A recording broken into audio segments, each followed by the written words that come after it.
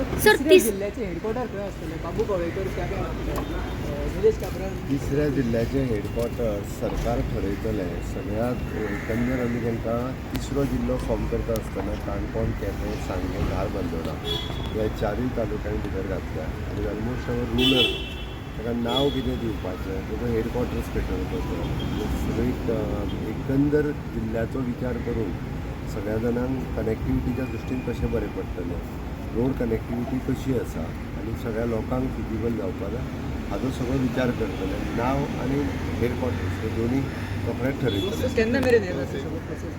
आमकां डेल्ली पयलीं आमकां धाडचें पडटा, तो धाडटा ताज्या प्रमाणे करता.